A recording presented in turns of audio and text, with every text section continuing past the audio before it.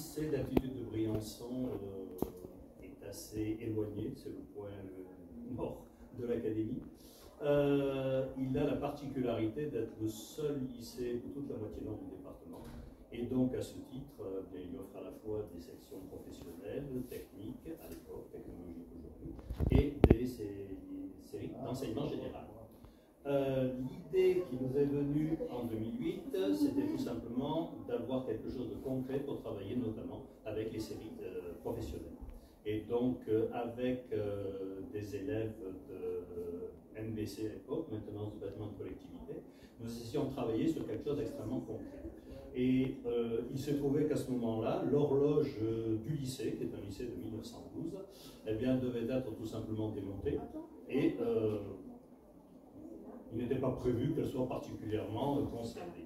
L'idée que nous avons eue à ce moment-là, c'est de la prendre et de faire travailler nos élèves là-dessus.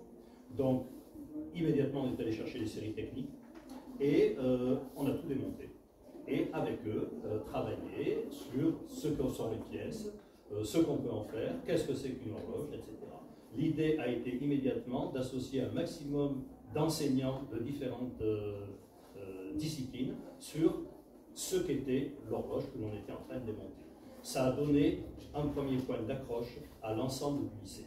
Quelles que soient les séries, on pouvait travailler à partir de cette horloge. Ça a été le point de départ. En 2011, la première série, si je puis dire, je reviendrai tout à l'heure, du travail est terminée. L'horloge avait été démontée, remontée. On avait retravaillé en associant petit à petit, notamment les séries techniques au travail. Et les STI eh bien, avaient travaillé à reforger des pièces, refabriquer. Et petit à petit, on a ainsi associé non seulement tous les élèves d'établissement, mais aussi d'autres établissements pour leurs perspectives particulières, et y compris également des intervenants extérieurs qui, certains sont ici, ont été associés au projet tout simplement parce qu'ils avaient une qualité et une expertise à apporter aux élèves. Et petit à petit, on a ouvert cela à l'ensemble des séries, en associant finalement les élèves au travail qui était parti, donc reconstruction d'une horloge. Et puis ça s'est développé. À partir de 2011, on a remis en place le cadran sur le lycée. On est allé voir un petit peu plus loin les horloges qu'il y avait, c'est parce qu'il manque les horloges d'édifice. Donc surtout si on s'attaque au patrimoine religieux. Donc on est parti sur la collégiale de Briançon, qui avait une horloge qui datait d'origine du 18e, bon, qui a été remplacée, etc.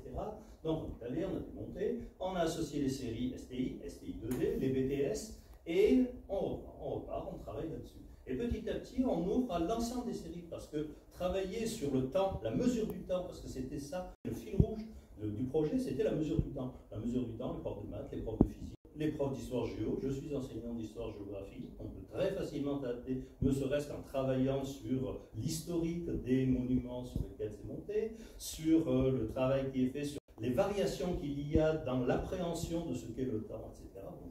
Les professeurs de lettres également s'associent au projet. Et on s'est aperçu, au fil de la construction du projet, que finalement, non seulement on arrivait à avancer sur un certain nombre de choses, on est allé à l'étranger. Le lycée de Briançon travaille sur la maintenance de 3 horloges qui sont dans des campagnes à Venise. Nous travaillons également à l'heure actuelle sur l'horloge du lycée Thiers. Nous travaillons également avec Fontvieille, nous avons comme ça une dizaine de sites.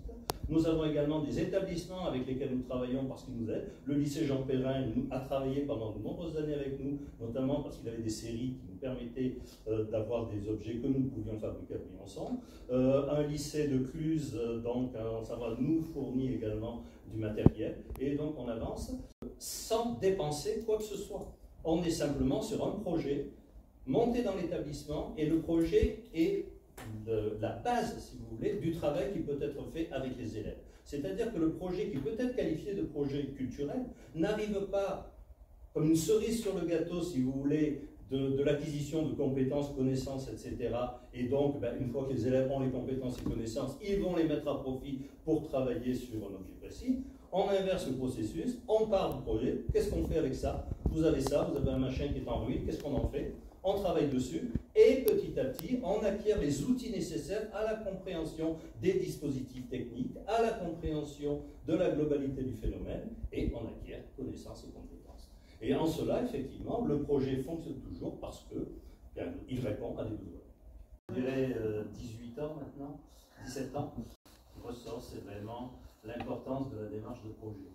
L'importance pour les élèves, au-delà de l'impact que ça a, et je ne reviendrai pas sur ce qui a déjà été dit, mais pour les élèves de se sentir valorisés, donner du sens à l'apprentissage, et pour ceux qui arrivent, s'insérer dans un projet qui est déjà en cours. C'est-à-dire trouver sa place dans la démarche. Et ça, c'est absolument fondamental. L'initiateur du projet, Denis Gallet, est aujourd'hui à la retraite depuis 5 ans, je crois. Le projet continue. Il le suit parce qu'il est président d'une association qu'on a créée pour suivre le projet. Il est toujours là. Mais le projet lui a échappé d'une certaine façon. Et ce qui est important, c'est qu'aujourd'hui, des élèves de maternelle travaillent sur le projet. Parce que, à travers les cloches notamment, parce qu'au-delà des horloges, on traîne aussi sur le campanaire, etc. Et les élèves de maternelle savent ce qu'est le projet Horloge d'altitude. Dans le Briançonnais, c'est un isolat, mais en attendant, il y a un projet à cette échelle-là. Et alors, s'il faut véritablement des chiffres, on pourra dire qu'on est sur maintenant plus de... Combien d'horloges? Oula, combien d'horloges? On travaillait sur plus d'une cinquantaine. Et donc, une cinquantaine d'horloges et à peu près 300 à 400 personnes.